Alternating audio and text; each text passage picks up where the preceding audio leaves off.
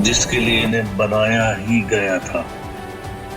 زمین پہ حابل اور قابل کا واقعہ پیش آیا اور یہیں سے انسانیت دو گروہ میں بٹ گئی، حزب اللہ اللہ کا گروہ، حزب الشیطان شیطان کا گروہ۔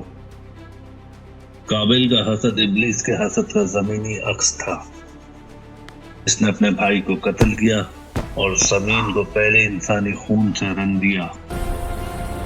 یہ خونریزی، یہ فساد، یہ جنگیں، یہ سب اسی ابلیسی ایجنڈے کا تسلسل ہے جو چاہتا ہے کہ انسان اپنی انسانیت کھو دے اور درندہ بن جائے۔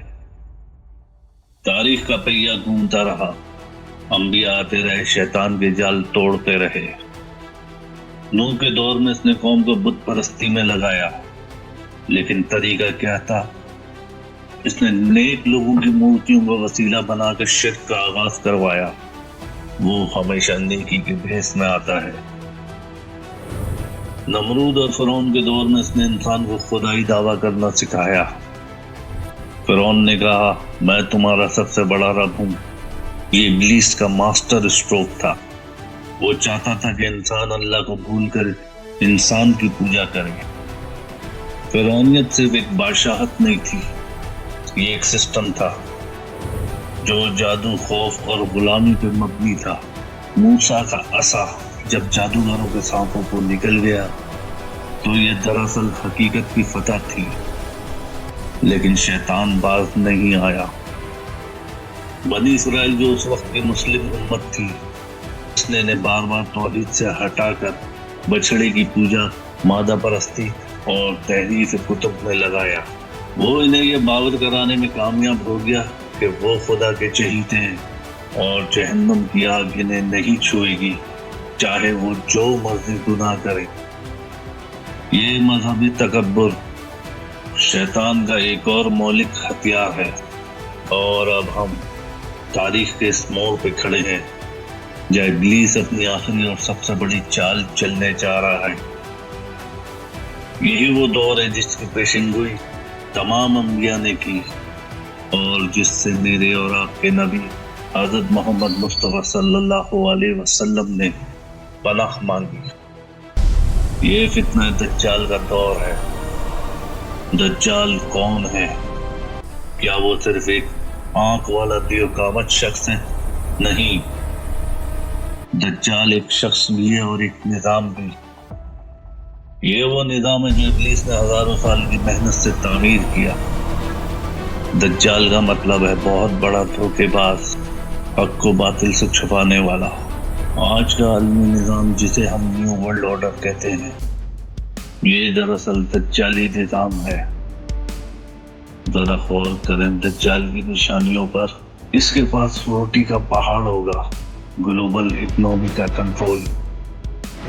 وہ بادلوں کو حکم دے گا تو بارش ہوگی، ہارڈ ٹیکنالوجی اور ویدر موڈیفیکیشن۔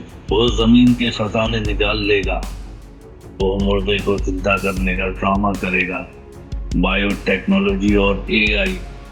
وہ ایک دن میں دنیا کا چکر لگائے گا، سپر سونک ٹریول اور انٹرنیٹ۔ آج کی سائنس، آج کی معیشت، آج کا میڈیا، یہ سب دجال کے آنے کا راستہ ہموار کر رہے ہیں۔ دجال کا سب سے بڑا فتنہ کیا ہوگا؟ وہ انسان کو خدا سے بے نیاز کر دے گا۔ اور آج کا انسان کیا سوچ رہا ہے؟ وہ سمجھتا ہے کہ سائنس ہر مسئلے کا حل ہے۔ بیماری ہے تو ویکسین ہے، بھوک ہے تو جی ایم او فوڈ ہے، اداسی ہے تو میٹاورس ہے۔ انسان سمجھ رہا ہے اسے اب خدا کی ضرورت نہیں۔ یہ الحاد اور مادہ پرستی دجال کا قالین ہے۔ دجال جب ظاہر ہوگا تو وہ کہے گا میں تمہارا رب ہوں، دیکھو میں تمہیں رزق دیتا ہوں، میں تمہیں زندگی دیتا ہوں۔ اور وہ لوگ جن کی نظر صرف مادے پہ ہوگی، جن کی باطنی آنکھ اندھی ہوگی، وہ اس کی ایک آنکھ کو دیکھ کے اسے خدا مان لیں گے۔ لیکن جس کے دل میں رائی کے دانے کے برابر بھی ایمان ہوگا، جس نے اللہ کی توحید کو پہچانا ہوگا، اس کے ماتھے پہ لکھے ہوئے کافر کو پڑھ لے گا، یہ پڑھائی کسی اسکول کی نہیں ہوگی، یہ نور بصیرت کی ہوگی۔ شیطان کا سب سے بڑا شکار آج کا سودی بینکاری نظام ہے۔ اللہ اور اس کے رسول نے سود کے خلاف جنگ کا اعلان کیا۔ کیوں؟ سود انسان کو غلام بناتا ہے، یہ دولت کو چند ہاتھوں میں سمیٹ لیتا ہے، یہ غریب کا خون چوس کر امیری تجوریاں بھرتا ہے۔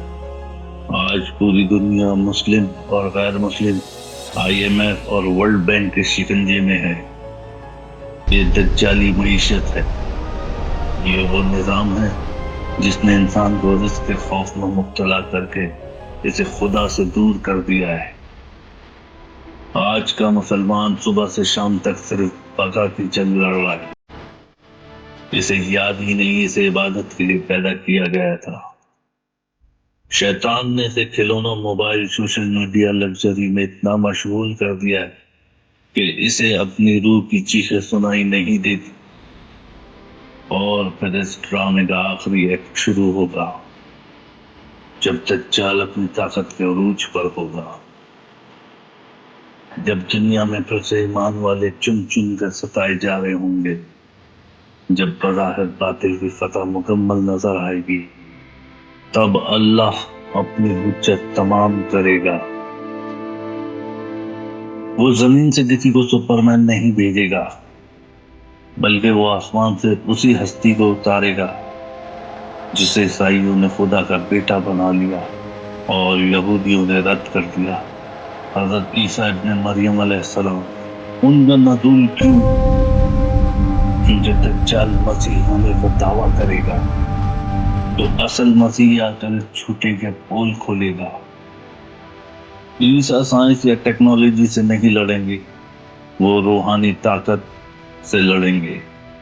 ان کی سانس جہاں تک جائے گی، کافر دجال کے پیروکار زندہ نہیں رہ سکے گا۔ وہ دجال کو لطف کے مقام پہ قتل کریں گے۔ یہ ٹکراؤ مادہ پرستی اور روحانیت کا حقیقی ٹکراؤ ہوگا۔ دجال کے پاس ٹیکنالوجی کی انتہا ہوگی، عیسیٰ کے پاس کن فیکون کے رب کی تائید ہوگی، اور جیت ہمیشہ خالق کی ہوتی ہے، مخلوق کی نہیں۔ اس کے بعد کیا ہوگا؟ ایک ایسا دور آئے گا جب زمین انصاف سے بھر جائے گی جیسے وہ ظلم سے بھری ہوئی ہے۔ شیر اور بکری ایک ہی گھاٹ پانی پیئیں گے، مال اتنا ہوگا کوئی لینے والا نہیں ہوگا۔ یہی وہ وقت ہوگا جب انسان کو سمجھ آئے گی کہ اصل زندگی دنیا کی نہیں بلکہ آخرت کی تیاری تھی، لیکن یہ دور بھی ختم ہوگا، اور پھر ایک دن سور پھونکا جائے گا۔ کائنات کی ہر چیز پہ ایٹم، ہر کہکشاں، ہر فرشتہ، ہر جن اور ہر انسان فنا ہو جائے گا۔ سب کچھ واپس اسی عدم میں چلا جائے گا جہاں سے شروع ہوا تھا۔ صرف ایک ذات باقی رہے گی، اور اسی دن اللہ پوچھے گا، آج بادشاہت کس کی ہے؟ پوری کائنات میں سناٹا ہوگا، کوئی جواب دینے والا نہیں ہوگا۔ پھر اللہ خود جواب دے گا، صرف اللہ کے لیے جو اکیلا ہے سب پہ غالب۔ میرے دوستوں، یہ داستان کوئی افسانہ نہیں، یہ آپ کی اور میری کہانی ہے۔ ہم اس وقت اس داستان کے آخری صفحات میں جی رہے ہیں۔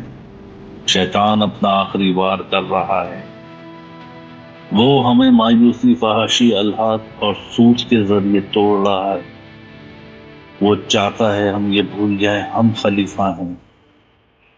وہ چاہتا ہے ہم خود کو صرف ایک معاشی حیوان سمجھے، لیکن ہمیں یہ یاد رکھنا ہے، ہمارے اندر وہ روح ہے جس کے آگے فرشتوں نے سجدہ کیا تھا۔ ہمارے پاس قرآن ہے جو دجال کے فتنے سے بچنے کا نسخہ سورہ کہف بتاتا ہے۔ ہمارے پاس محمد عربی صلی اللہ علیہ وسلم کی سنت ہے جو ہمیں اندھیروں میں راستہ دکھاتی ہے۔ جنگ جاری ہے، اور جنگ باہر کے میدانوں میں نہیں، ہمارے دل اور ذہنوں میں لڑی جا رہی ہے۔ فیصلہ آپ کو کرنا ہے۔ کیا ابلیس کے جھوٹے وعدوں پہ یقین کریں گے یا اپنے رب کے سچے وعدے پر؟ دیکھتے رہیے ہمارا چینل نور فطرت۔ کیسی لگی آپ کو یہ ویڈیو؟ یہ تو آپ کے کمنٹس ہی بتائیں گے۔ اگر آپ کہنا چاہتے ہیں تو اپنی آراء سے ہمیں مطلع کریں، ساتھ ہی ہماری ہمت افزائی کے لیے اسے فالو کریں، لائک کریں اور شیئر کرنا مت بھولیے گا۔ اللہ حافظ، فی امان اللہ۔